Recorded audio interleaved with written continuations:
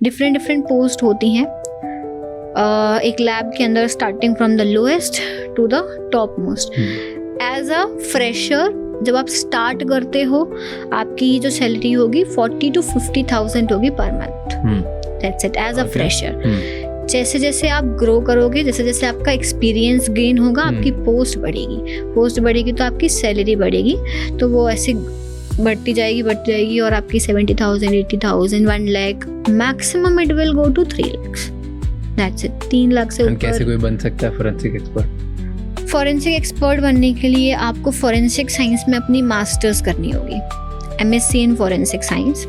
उसके बाद में मल्टीपल, अगर आप गवर्नमेंट सेक्टर में जाना चाहते हो तो एग्ज़ाम्स होते हैं, इंटरव्यूज़ होते हैं, उनके थ्रू आपको जाना पड़ेगा, वो आप क्रैक करोगे। हर स्टेट का अलग अलग तरीका होता है, अलग अलग रिक्रूटमेंट प्रोसीजर होता है। SSC के through, state PSC, UPSC, Delhi में DSSB होता है, इनके थ्रू वैकेंसीज निकलती हैं।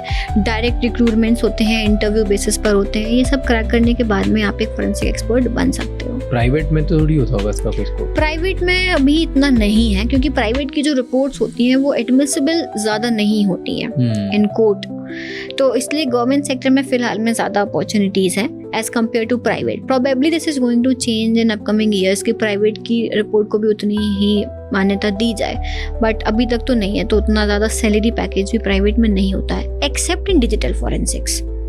डिजिटल फॉरेंसिक्स में प्राइवेट में ज़्यादा सैलरी है as compare to government sector.